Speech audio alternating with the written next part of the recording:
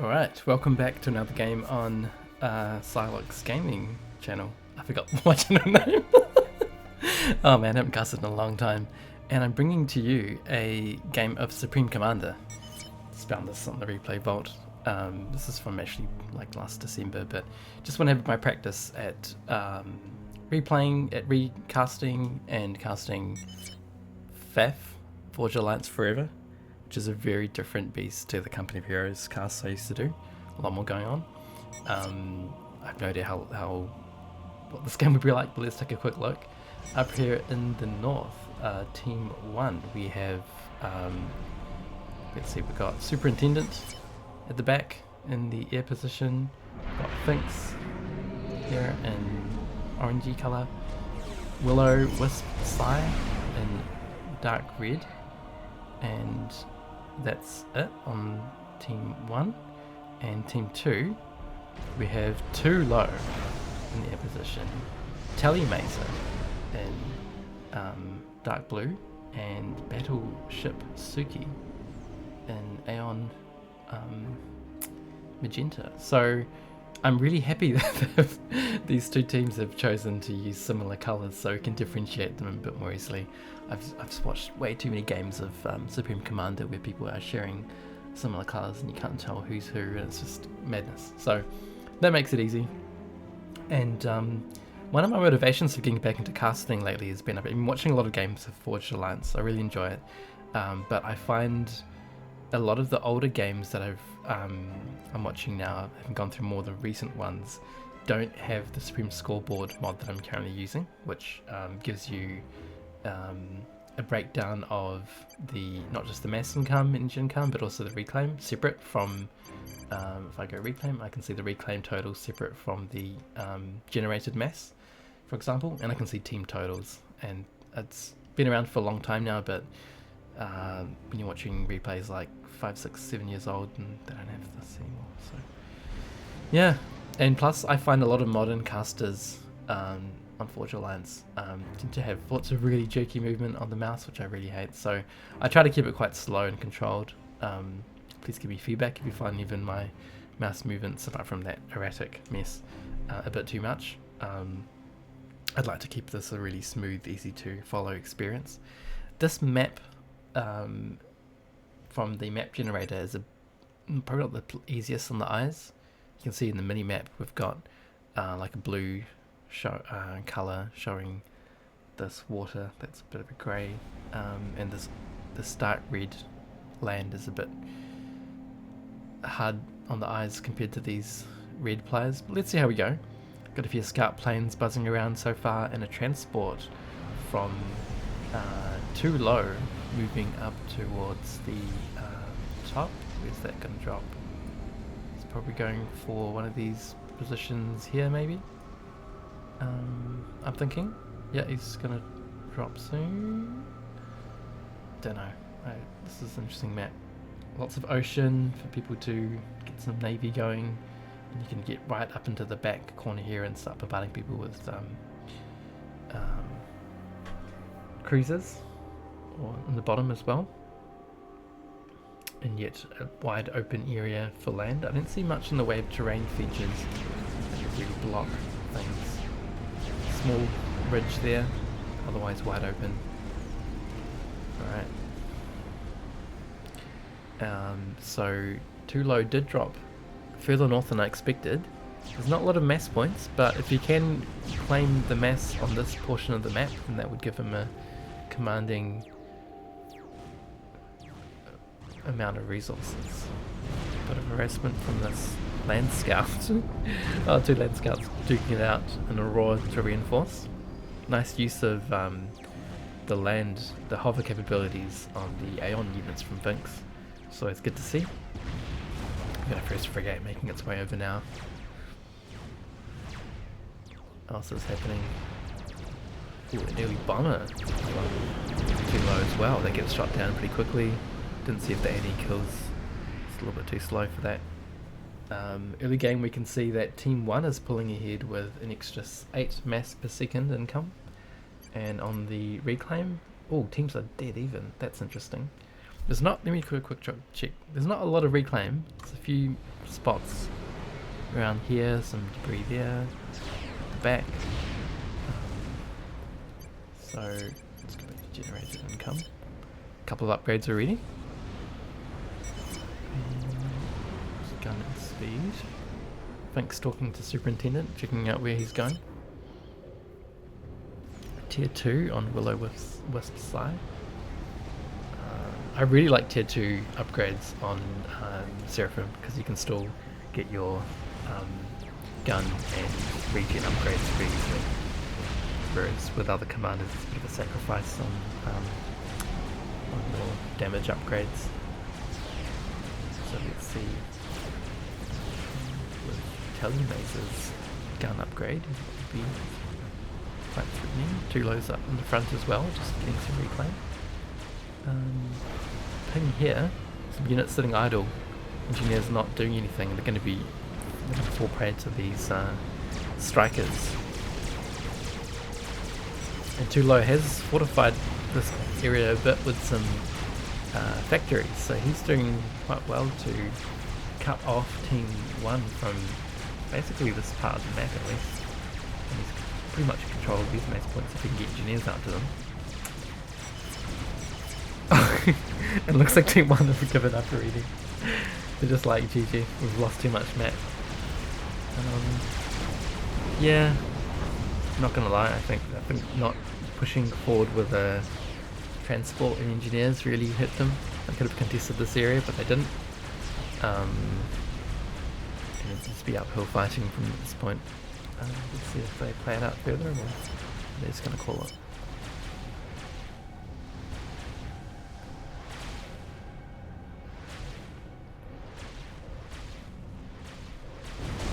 Superintendent pushing into these mantises, mentai? What's the plural mantis? But no support of his own.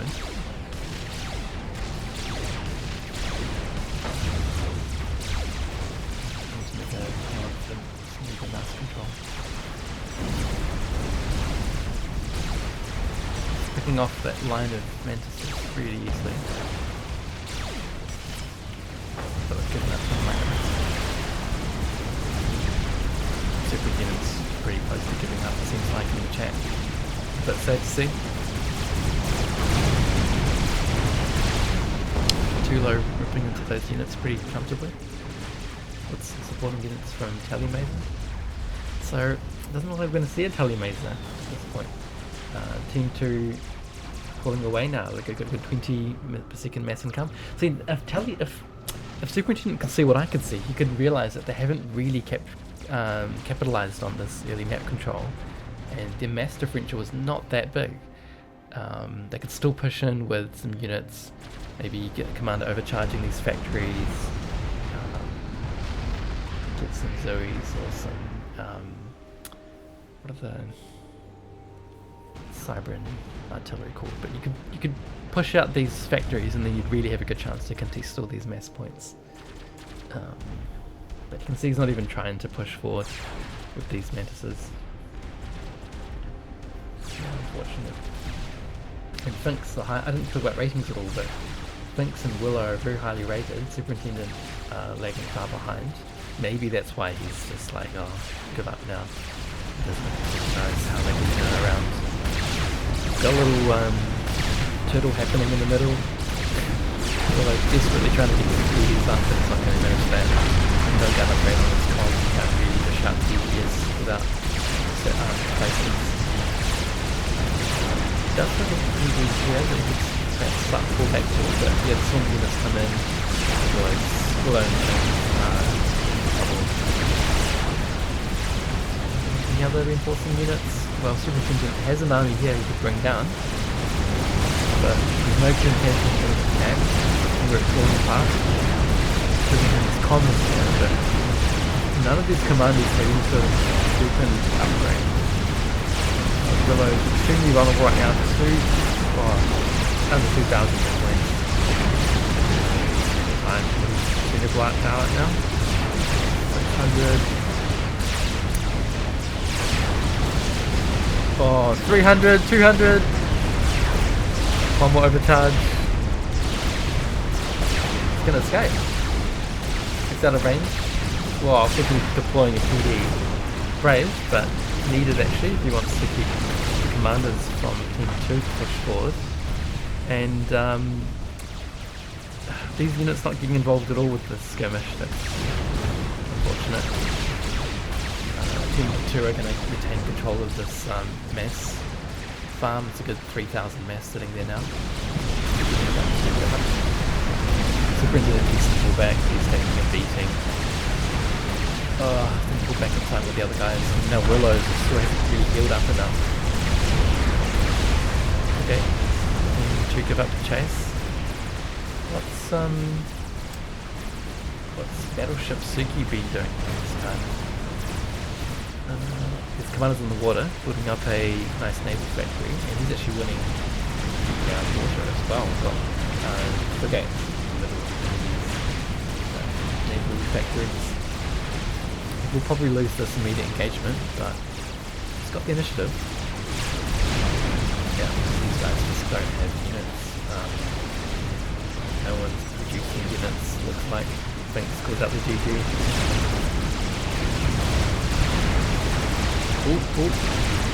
Superintendent could get the kill on too low. There's a lot of units in the area, a lot of mantises.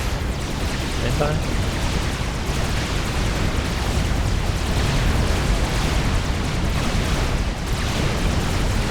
That's going to peter out for like one kill. Thanks reckons his initial position really hit the help team. Yeah, it looks like there's less mass for the Navy players, but you still could have built a transport.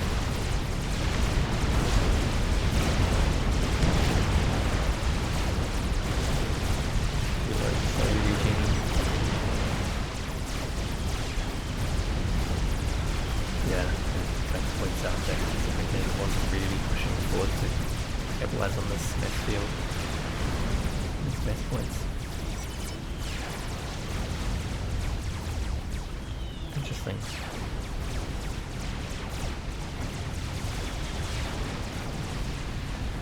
So we can see a stream of Team 2 units drifting forward.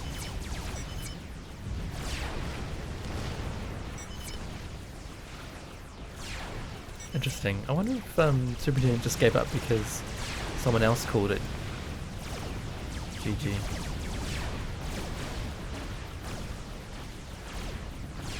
I think calls it with this is lost pretty early.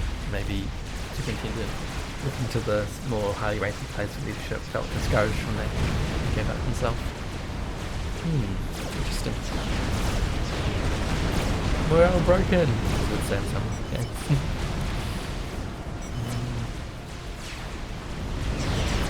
Game's still going, no one's died yet.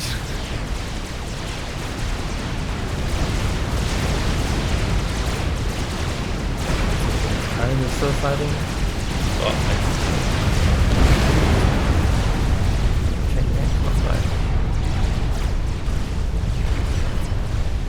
he had gunships on the way, he could have sniped one of the other units.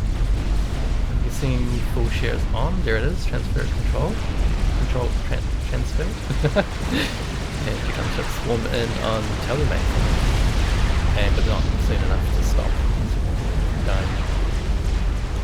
Can these gunships do the work though? There's only 4 of them left, but I can see 5 of them.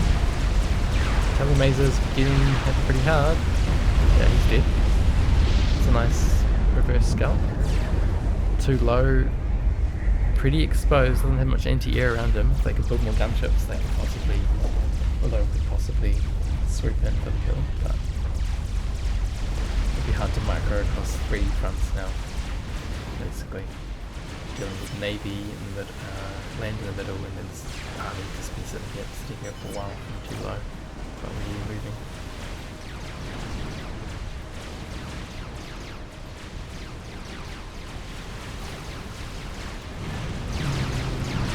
He is coming in with his commander. Oh, bad bloke should find some gun upgrade. I suppose there's some Corsairs in the area that could pick him off. Everyone's being a bit silly in this game, but if they played a bit more, like, carefully, they could probably make this a viable game. So he's going to dip back into the water now. There's a little raid. Those Corsairs won't hurt him under the water now. Get some torpedo bombers. With and that air factory is still online, not producing. Oh, here we go. As I mentioned, torpedo bomber bombs off the factory.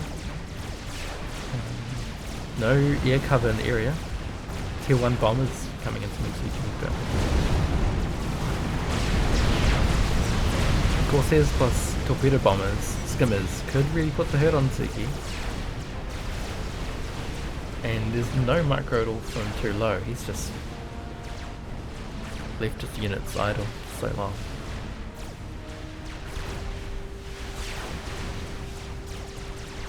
Interesting. Where's Willow's comm? I lost it. In the front. Not doing too much with it just yet. Corsairs threatening. Just a handful of inties. Oh, he's going for a strat bomb. Wow. Strat bomber in on the main base. Got a lot of build power. Let's keep moving with that. Oh, that was Corsairs able to keep after. Oh, ASF. Yep, they can pick off Suki with torpedo bombers, looks like. Wasn't watching that.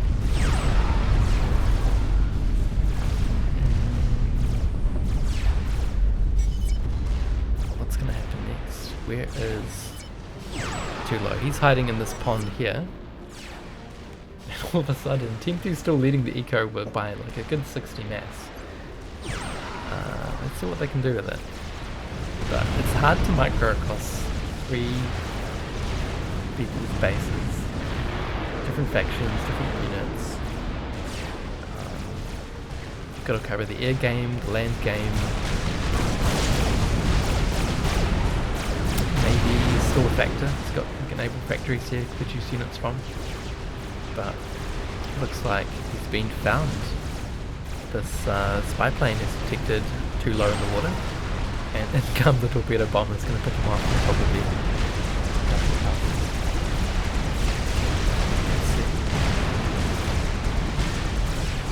Handful of tier 1 railguns in the area, but that's not going to deter these bombers. Maybe 3 passes. 3 or 4. Torpedo bombers coming in. GG. Looks like Team 1's going to pull the surprise reversal after losing morale and giving up hope. Good game. And the strat bomber too. Good mission. Nice. That's a good game from Lewis pulling out the win despite an unseeming situation. Alright, well that was my first FAF replay, I believe. I've tried casting a game like this once before and I just kind of gave up halfway through, so let me know what you think. I'm gonna review this too and see what I can learn from it, and onwards and upwards. Anyway, GG, catch you all next time.